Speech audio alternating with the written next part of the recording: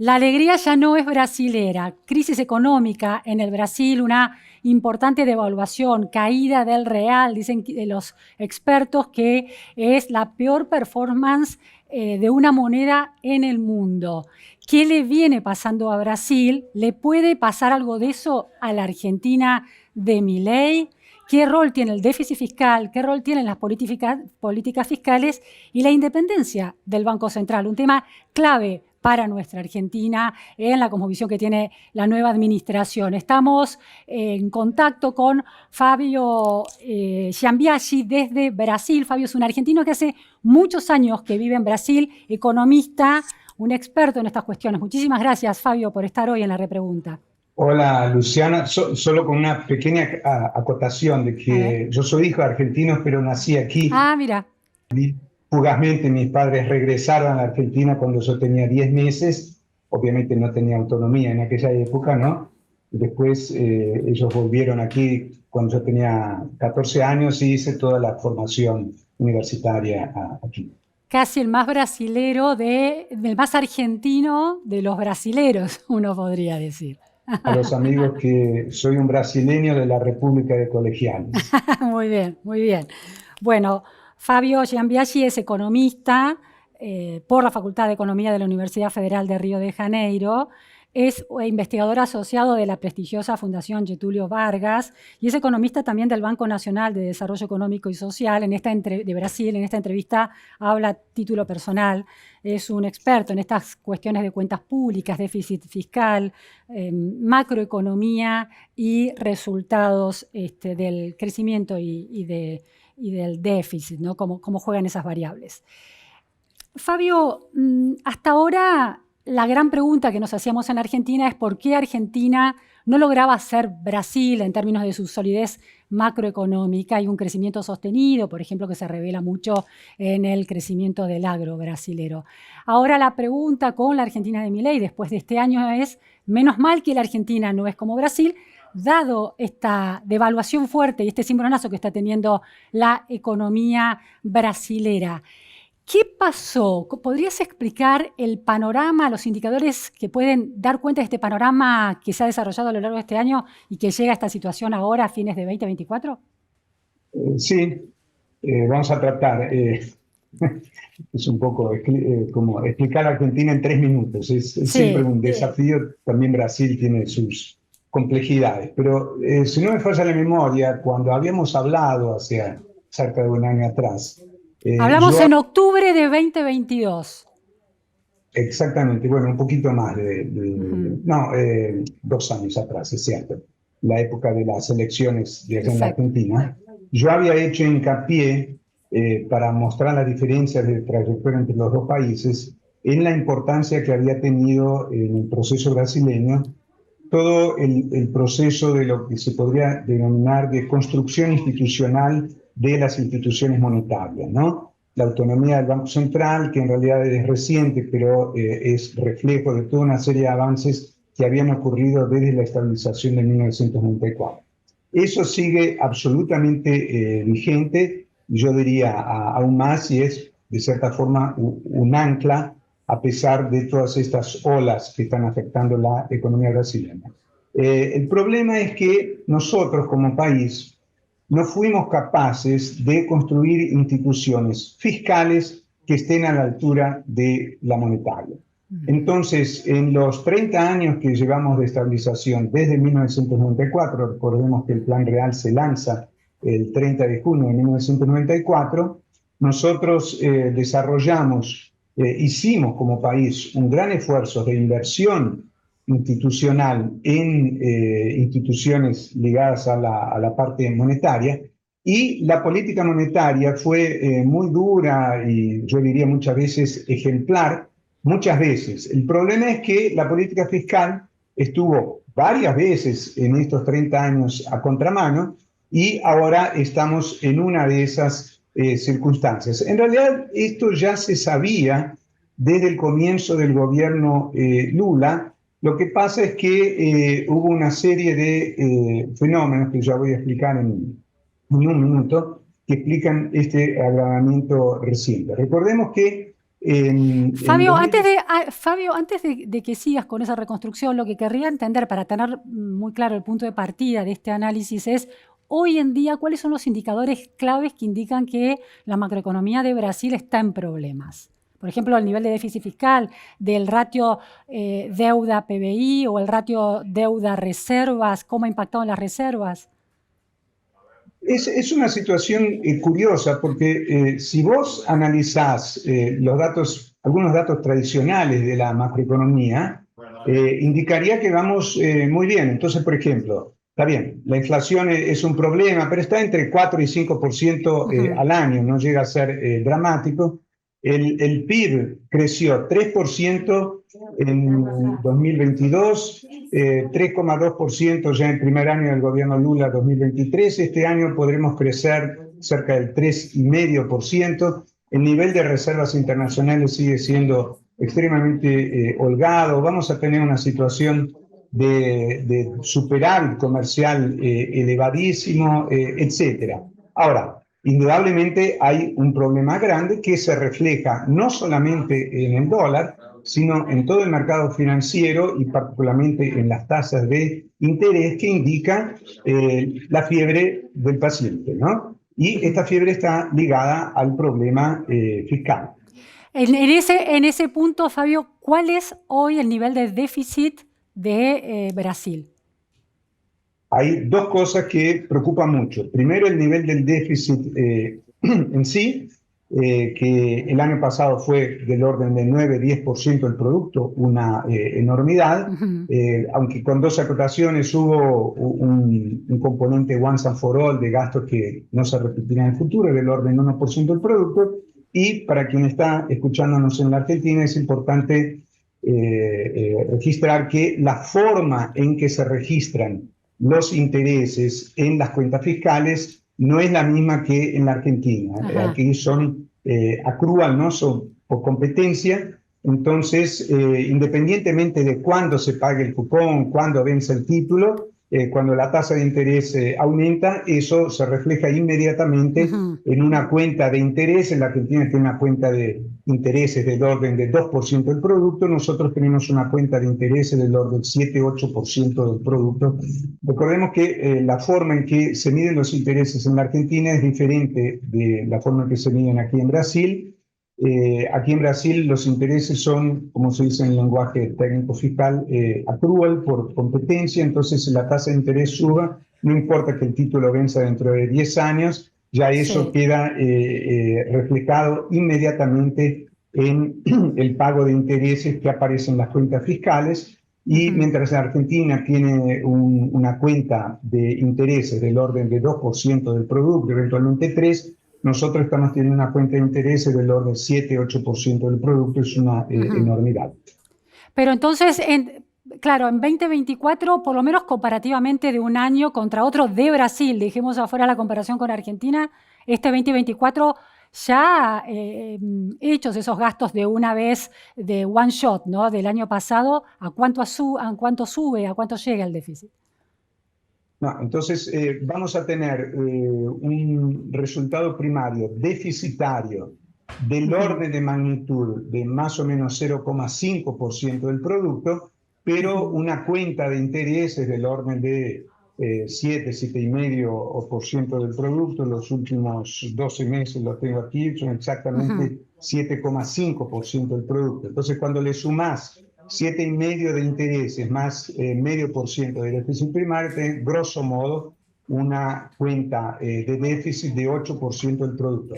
Eso Claro. no significa que la deuda aumente 8% del producto, porque por otro lado hay inflación que se come una parte de eso y Claro. está el propio crecimiento de la economía. Pero Ujú. indudablemente la dinámica del crecimiento de la deuda preocupa mucho.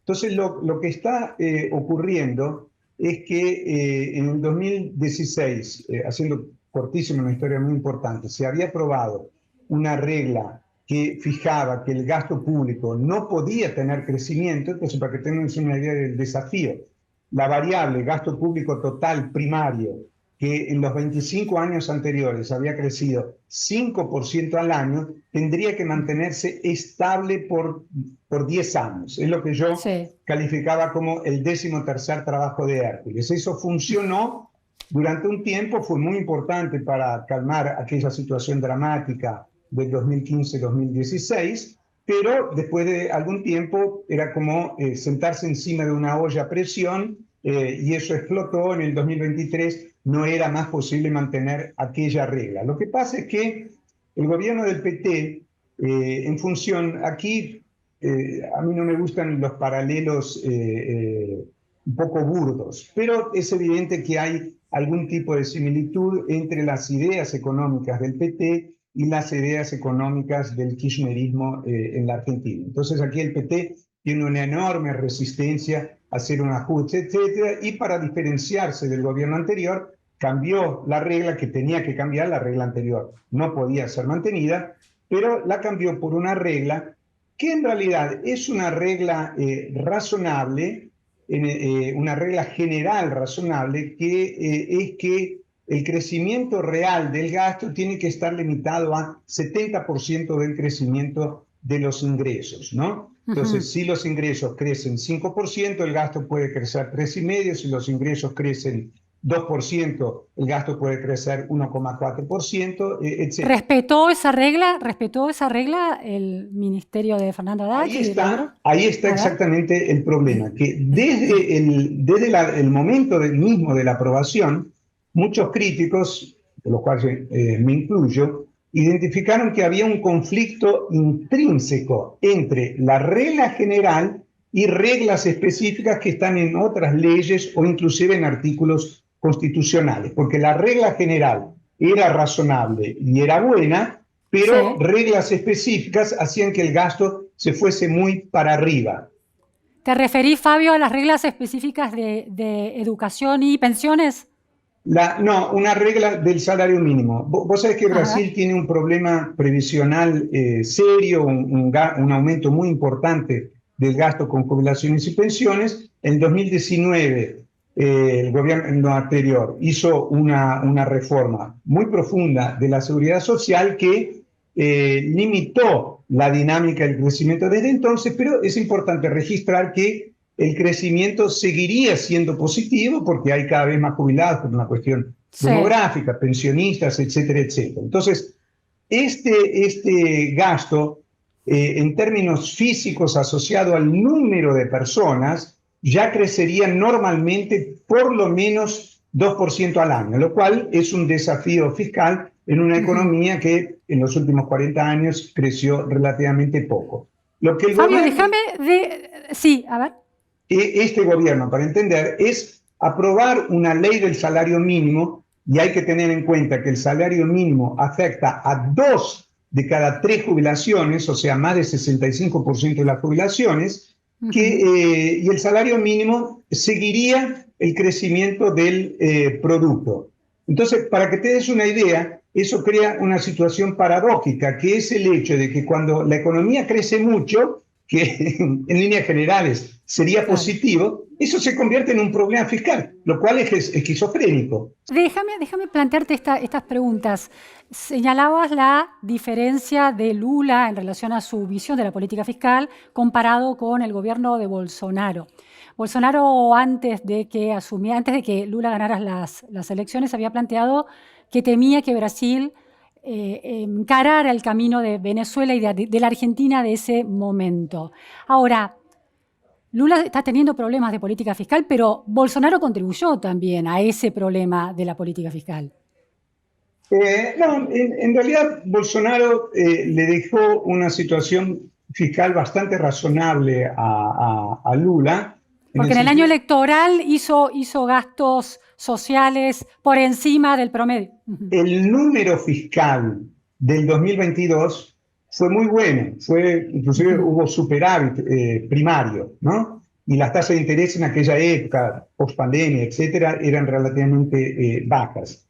El problema es que para ganar las elecciones, él aumentó. Aquí ustedes en la Argentina tienen esa asignación por hijos, una cosa por el estilo, ¿no? Bueno, aquí en Brasil hay algo similar, pero con una importancia fiscal y económica y social mayor, que es lo que llamamos Bolsa Familia, del cual vos habrás oído hablar. Sí, sí. Bueno, el Bolsa Familia, para que tengas una idea, antes del gobierno Bolsonaro, le pagaba 200 reales, ¿no? En la época en que, para tener una idea, grosso modo, el dólar estaba a 4 reales, o sea, 50 dólares por mes, más o menos, a 13 millones de familias, ¿no? Entonces, dado el grado de desigualdad de Brasil, aunque ese valor era muy pequeño, efectivamente representaba un combate a la miseria extrema muy importante. El programa Bolsa Familia, a pesar de tener una matriz del PT, era elogiado absolutamente por todo el Sí, mundo, sí. por el FMI, por el Banco Mundial, etc. Originalmente, en el conflicto ideológico de 15 años atrás, Bolsonaro se oponía al Bolsa Familia por cuestiones ideológicas, diciendo que era una limosna, etc. Pero después cualquier gobierno, cualquier oposición cuando llega al gobierno después tiene dificultades para abandonar eso. Y después el programa, digamos, le gusta a Bolsonaro, como hacen los gobiernos en América Latina, le cambia el nombre como si eso Sí, significase sí. algo, lo pasa a llamar Auxilio Brasil, y aumenta el número de beneficiados a 22 millones de familias, y no solamente, sino que lo aumenta a 600 reales por mes, durante una parte del 2022. Entonces lo que pasó es lo siguiente, este plus de gasto en el 2022 no fue muy alto, pero había un compromiso para el 2023 que era ineludible. Si vos nombrabas a Milei presidente de Brasil en enero del 2023, no tenía cómo no pagar eso porque socialmente, si no, el país se venía abajo. Entonces, pasar de un programa de 13 millones de familias de 200 reales por mes a otro de 600 reales por mes para 22 millones de familias, evidentemente es un Claro. desbarajuste muy grande. Eso hace que el Bolsa Familia, que antes era 0,4% del producto, hoy sea 1,6% del producto. Es una enormidad. Es uno de los Fabio, problemas que tenemos. Fabio, en esa continuidad o agravamiento sobre llovido mojado, ¿no? En esa política fiscal expansiva de Bolsonaro, llega Lula y sostiene eso y le agrega nuevos componentes. ¿Por qué la decisión de ajuste fiscal muy contundente que está proponiendo el gobierno en las últimas semanas en Brasil no alcanza para tranquilizar la confianza en Brasil y está produciendo la devaluación que hemos estado viendo?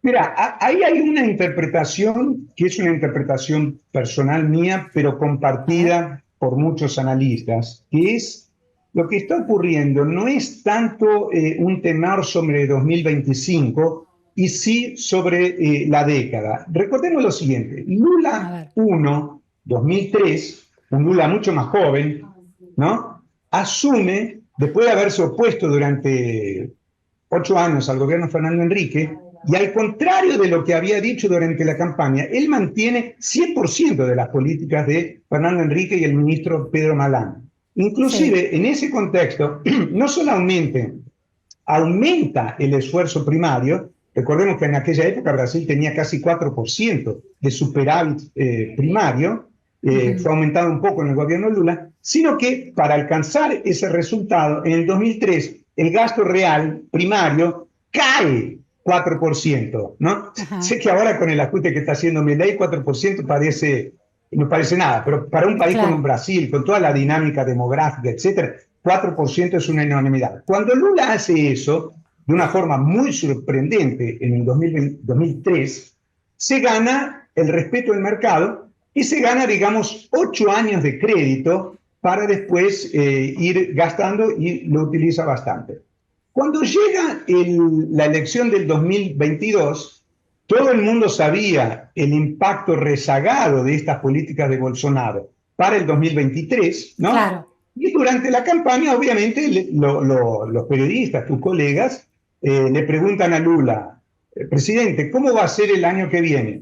Y él siempre se escabulló como jabón de la pregunta diciendo lo siguiente, yo practiqué una política fiscal austera en los 8 años que goberné. Entonces no tengo que dar muestras de nada a nadie porque todo el mundo sabe que soy responsable. como no explicaba qué es lo que iba a hacer, ¿qué es lo que ocurre? Empieza el gobierno Lula y el gasto público, que en el primer año del primer gobierno había caído 4%, ¿sabes, Luciana, cuánto aumenta el 2023? A ver. 12% en términos reales, una enormidad. Claro que, en fin, había un componente once and for all, una vez 12% en el año, 12% en el al año. año, 12% en términos reales, es una enormidad. Claro, sí, sí. Entonces, eso provoca un desbarajuste inicial que empieza a hacer que muchos analistas hagan una asociación entre el nuevo gobierno de Lula y lo que había sido el gobierno de Dilma Rousseff, que fue absolutamente desastroso.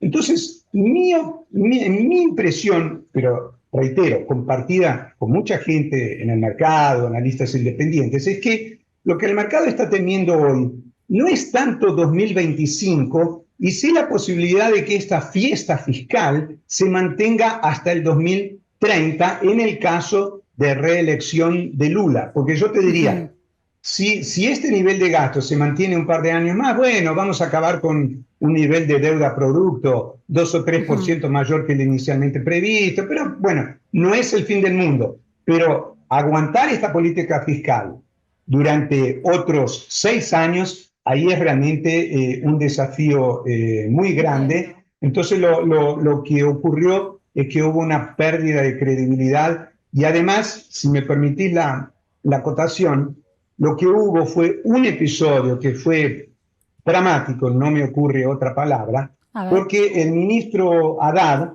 se... Y aquí hay un paralelo obvio con lo que ocurrió con Martí Guzmán en la Argentina, ¿no? En el sentido de que el mismo partido le serruchaba el piso y conspiraba contra el ajuste mínimo que él estaba intentando, Claro, ¿no?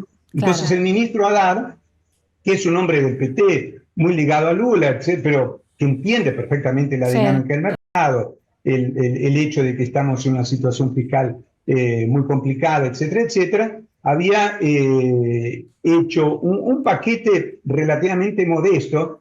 Y el problema de los ministros normalmente es convencer al Congreso, pero él tenía un desafío anterior, que era convencer al presidente, ¿no? Y como él mismo dice públicamente, el presidente tiene su tiempo de decidir. Entonces, lo que allá Milei decide en un minuto dándole apoyo a Caputo, aquí Lula lo cocinó a Haddad durante 3 o 4 semanas. Cuando finalmente le da el apoyo político para que el ministro vaya al Congreso, le dice, bueno, pero vos tenés que hacer el anuncio ese por la televisión. Y le introduce en el discurso, por determinación del presidente de la República, un completo absurdo que se asemeja mucho a lo que hizo Massa en la Argentina en el 2023, cuando aumentó aquel mínimo no imponible, recordarás, a un nivel extremadamente elevado. Entonces, Lula, aquí el mínimo no imponible es del orden de 2.000 reales, y Lula lo quiere llevar porque es cierto, él dijo eso en la campaña, pero nadie le prestó atención, ¿no? ¿A cuánto? 5.000 reales, entonces eso va a hacer que mucha gente no pague impuestos y lo que Claro, era un programa de ajuste se convierte en un programa de desajuste. Entonces, claro. si vos ves el gráfico del dólar, nadie, absolutamente nadie había hablado de eso. La repercusión en el mercado de la perspectiva del paquete era muy buena. Eso fue un jueves hace 2 o 3 semanas. Yo me fui a almorzar, todo el mundo en el almuerzo chequea esto, y cuando llegan las 12, 12:30, todo el mundo empieza a ver el gráfico del dólar, pero yéndose para arriba, pero no 0,1%. Fue una estampida. Y todo el mundo se pregunta, ¿qué pasó? ¿Qué pasó? Lo que pasó fue que se había licuado, ¿no?, la información de que el ministro Haddad iba a hacer ese anuncio, que era lo Está claro opuesto. que Brasil ha tenido, con esta independencia y autonomía del Banco Central fijada institucionalmente, una política monetaria que ha generado mucha confianza, y es la política fiscal la que genera dudas. Ahora, ¿qué peso tiene el componente del Banco Central, a pesar de todo, según quién lo preside, ¿no? Campos Neto va a terminar su mandato, que se ha enfrentado con Lula, y va a asumir la figura elegida por Lula, que es Gabriel Galípolo. Algunos los describen como un heterodoxo moderado, otros como un ortodoxo moderado, pero claramente está mucho más alineado a las políticas de Lula y del PT. ¿Qué ruido genera eso en la confianza de la economía, de la macroeconomía brasilera? No, yo diría, yo lo conozco muy bien al nuevo presidente del Banco Central, es una persona totalmente comprometida con el régimen de metas, con el papel del Banco Central. Lo que ocurre es lo siguiente, en el debate de los últimos años hasta hace 2 años atrás, efectivamente, él había defendido con mucha educación, como forma parte del debate, etcétera.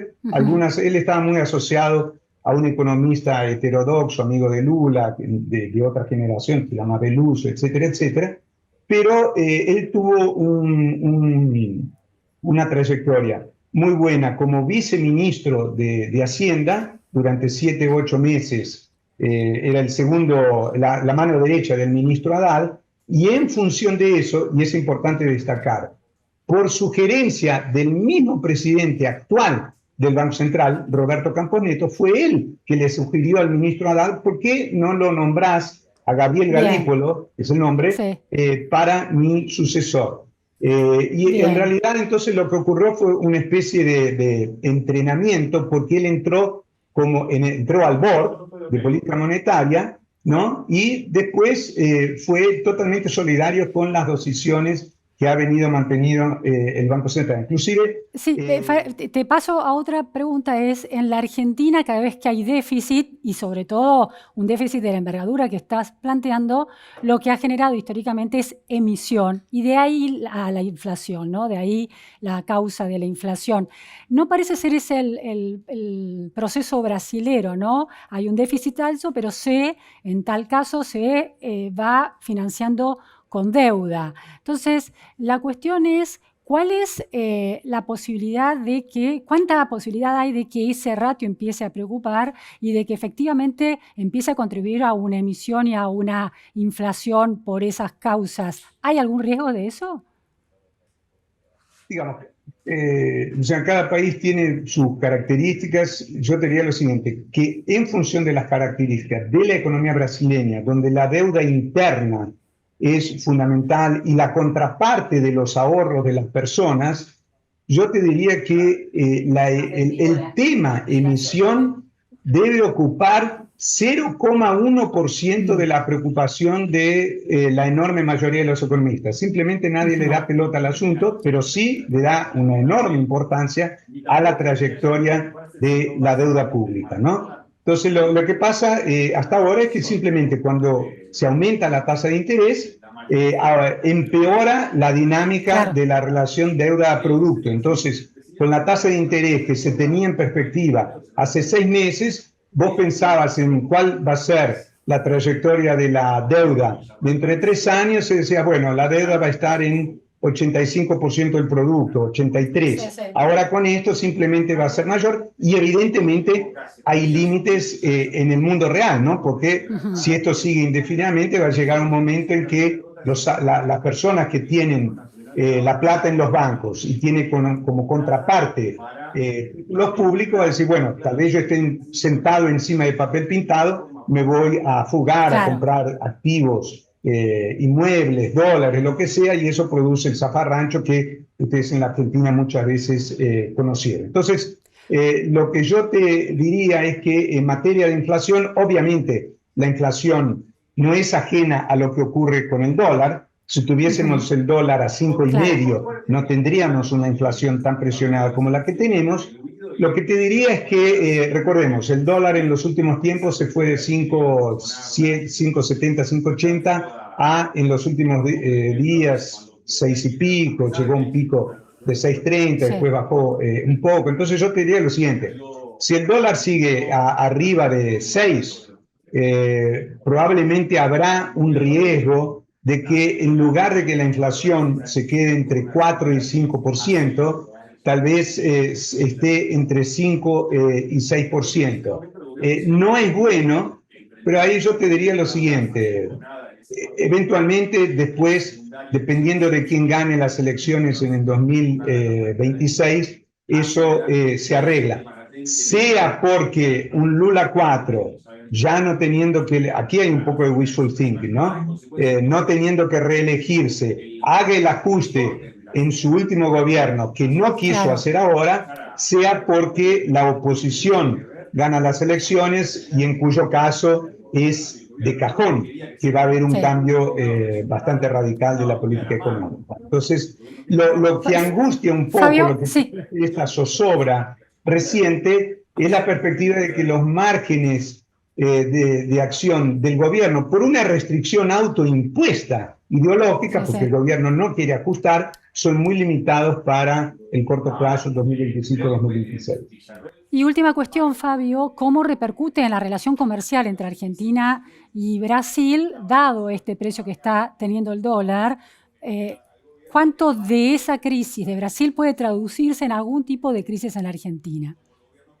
Bueno, de la misma manera que el aumento del dólar es un problema para los precios cuando vamos al supermercado, etcétera, etcétera, evidentemente para el exportador es un beneficio. Entonces, productos que Brasil exporta para Argentina van a tener condiciones de competitividad desde el punto de vista brasileño más interesantes, que obviamente son un desafío para los industriales y para los productores argentinos, ¿no? Entonces, el problema de estas situaciones de profundo estrés, que ustedes la tuvieron en el pasado, ahora la tenemos nosotros, es que ponen un poco en jaque al sistema de libre comercio dentro del Mercosur, ¿no? Yo diría, siendo fieles a ese principio, si hay libre comercio dentro de la región, de la misma forma que cuando el dólar se devalúa, el peso se devalúa en la Argentina, las condiciones de exportar para Brasil son más favorables para los argentinos, ahora va a ser al revés y la Argentina va a sufrir probablemente una invasión mayor de textiles, etcétera, etcétera, alimentos, ¿no?, producidos en Brasil el año que viene. Bueno, Fabio, realmente muchísimas gracias por este análisis en profundidad, panorámico y en profundidad sobre cómo se está dando esta tormenta perfecta en Brasil y veremos, ¿no?, cuál es si efectivamente encuentra esa salida fiscal que requiere esta tormenta en este momento. Bueno, muchas gracias. Sí, ahí el problema es que estamos en una de esas situaciones incómodas para los economistas, porque si el Banco Central ejecuta bien su función, no hay cómo esperar otra cosa que no sea una pérdida de nivel de actividad. No en el primer trimestre del año que viene, porque el agro va a jugar muy a favor. En principio, Brasil va a tener un primer trimestre desestacionalizado bastante bueno el año que viene. Fabio, que el Banco Central haga su trabajo es el tema de la tasa de interés. Sí, si el Banco Central hace su trabajo elevando las tasas de interés, recordemos que aumentó 100 puntos, no solamente eso, sino que en lo que en la jerga se llama el forward guidance, o sea, el anuncio telegrafiado para el futuro. Él ya dijo que va a hacer 2 altas más de 100 puntos, y nadie imagina que va a parar por ahí. O sea, la Selic, que es la tasa básica de Brasil, la misma que en la Argentina ahora está en 32%, se va a ir a 15%. Pero este está en 32%, pero con una inflación del orden de 20, tal vez un poco más por ciento el año que viene. Aquí, tener 15% con una inflación de 5% es una tasa real descomunal, que, insisto, si el Banco Central hace bien su trabajo, debería causar una recesión temporaria en el segundo y el tercer trimestre del año que viene, lo cual, a camino de elecciones presidenciales en 2026, obviamente va a ser un factor de estrés con el lado político del gobierno. El lado político del gobierno tiene un problema, porque hasta ahora le echaba la culpa al presidente del Banco Central, a quien acusaban, equivocadamente, con mucha mala leche, de ser bolsonarista. Y ahora va a ser una persona muy ligada al PT. Entonces hay un problema político serio, porque el PT ya no va a tener a quien acusar. Perfecto, Fabio, es súper claro. Te agradezco muchísimo entonces este análisis nuevamente. Fue un placer tenerte. Muchas gracias a todos por estar en la repregunta. Gracias.